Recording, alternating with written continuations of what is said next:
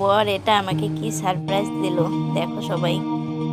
শুভ বিকাল বন্ধুরা, এখন বাজে বিকাল 4টা। তো আমি আজকে এখান থেকে ভিডিওটা স্টার্ট করলাম। সারাদিন খুব কাজ কাম ছিল, ব্যস্ত ছিলাম।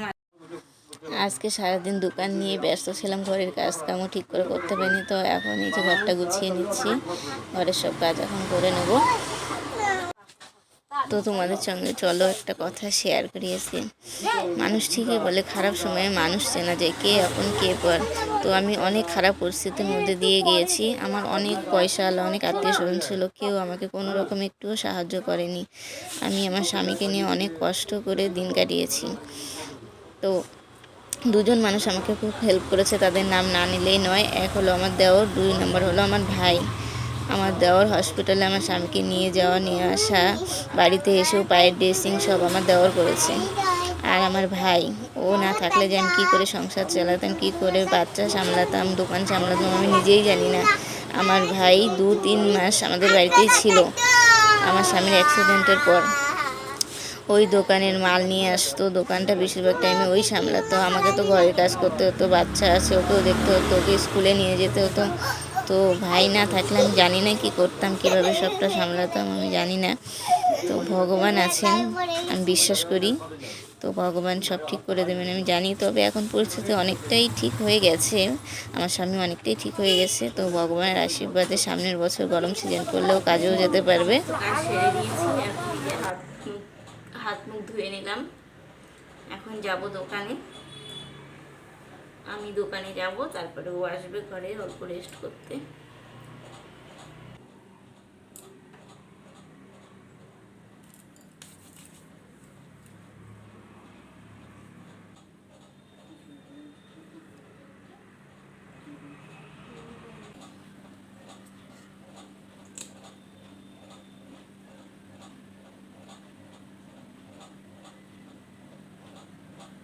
আমি এটা দিয়েই ফোঁটা নেই, কারণ টিপ করলে সাদা সাদা হয়ে থাকে, আর ভালো লাগে না। এই জন্য কোথাও গেলে টিপ করি, আর বাড়িতে সবসময় আমি এটাই লাগাই।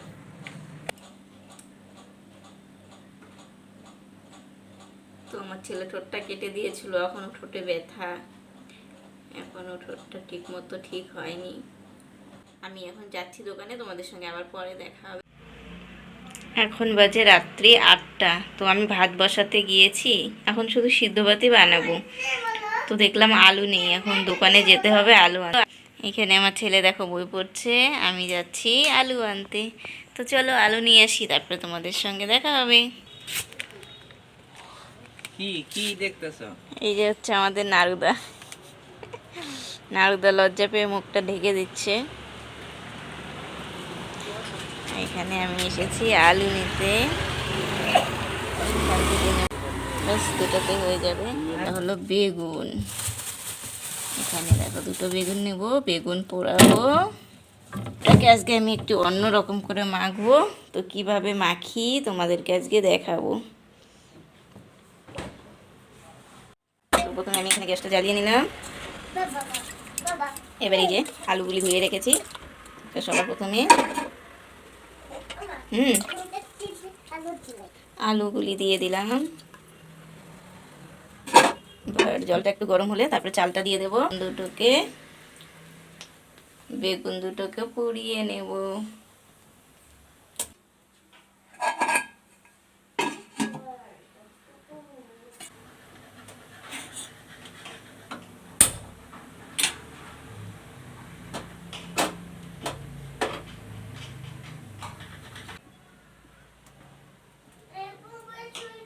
কমপ্লিট হয়ে গিয়েছে বেগুন পোড়ানো।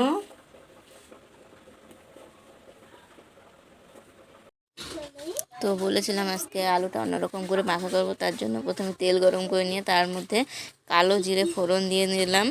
এরপরে টমেটো কুচি করে রেখেছিলাম, সেই টমেটো কুচিগুলো দিয়ে দিলাম। তারপরে দিয়ে দিলাম কাঁচামরিচ কুচি। তো যারা আমার নিরামিষ দেখে আজকে আমি পেঁয়াজ দিইনি, পেঁয়াজ দিলে আরও টেস্টি হয়। তো যারা পেঁয়াজ দিয়ে খাও তারা পেঁয়াজ দেবে। তারপরে একটু হলুদ গুঁড়ো দিয়ে দিলাম। তারপরে ভালো করে নেড়ে চেড়ে এবার আলুটাকে ভালো করে মাখিয়ে রেখেছিলাম, সেই আলু মাখাটা দিয়ে দিলাম। তারপর ভালো করে নাড়াচাড়া করে এটাকে একদম লাল লাল করে ভেজে নিলেই ব্যাস হয়ে গেল আলু মাখা। অন্যরকম খুবই টেস্ট খেতে, হ্যাঁ খুব টেস্ট হয়েছিল। তো বন্ধুরা এরকম করে একবার খেয়ে দেখো, খুব ভালো লাগে। হয়ে গিয়েছে আমার আলু মাখা। তো হয়ে গিয়েছে আমার আলু মাখা। এখানে ছিল দুপুরে ডাল করেছিলাম। এটা ছিল পনিরের তরকারি। এখানে বেগুন ভর্তা। বন্ধুরা, আমি এখন পড়াশোনা করছি।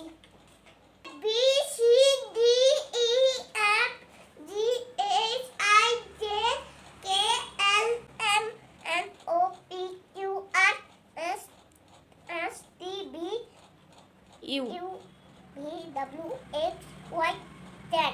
1 2 3 4 5 6 7 8 9 10 11 12 13 14 15 16 17 18 19 20 21 22 23 24 25 26 27 28 29 40 30 30 31 32 33 34 35 36 37 38 39 40 40 41 42 43 44 45 46 47 48 49 50. Piece of paper, lying on the floor, Make the pillars, RTD, Pick them up. এটা অনেক পরে রাত্রে খাওয়া দাওয়া হয়ে যাওয়ার পরে বাসনগুলো আমি ধুয়ে নিচ্ছিলাম। আমি প্রতিদিন রাতেই এঁঠো বাসন ধুয়ে রাখি। আমি এঁঠো বাসন রাখি না, কারণ রাতে সবাই ঘুমানোর পরে নাকি ঘরে মা লক্ষ্মী আসে, এই জন্য আমি একদম সব কিছু পরিষ্কার করেই তারপরে ঘুমোতে যাই। তো বেসিনটাকেও পরিষ্কার করে নিচ্ছিলাম। দিনের বেলা আমার সময় হয় না, সারাদিনে খুবই ব্যস্ত থাকি, যতটা পারি রাত্রে সেরে রাখি। তো তারপরে দেখো গ্যাসটাকেও পরিষ্কার করে মুছে নিলাম। এখানে ভাতের হাঁড়িটা আছে, ভাতের হাঁড়িটা নাকি রাত্রে ধুতে নেই, তাই ধুই না। এখানে কিছু ভাতও বেঁচে গিয়েছিলো, ওটাও রেখে দিয়েছি। তো ব্যাস হয়ে গিয়েছে। আর এই যে ঘর মুছছি, রাতে আমি ঘরটাও মুছে রাখি। তো দেখো সবাই, আমার বর আমাকে আজকে একটা সারপ্রাইজ দিল। ও আমাকে না বলে এটা নিয়ে এসছে। আমি বলেছিলাম আমার না ভিডিও একা একা বানাতে অসুবিধা হয়, তো আর কিছু বলেনি। তো ও যে এইভাবে হঠাৎ করে নিয়ে আসবে আমি জানতেও পারিনি। তো এনে আমাকে বলছে দেখো তোমার জন্য একটা জিনিস এনেছি। তো এটা পেয়ে আমি তো খুবই খুশি। আমার এখন ভিডিও বানাতে একটু সুবিধাই হবে। তো কেমন হয়েছে বলো বন্ধুরা। তো এই ভিডিওটা এই পর্যন্তই। গুড নাইট, সবাই ভালো থেকো, বাই বাই, গুড নাইট।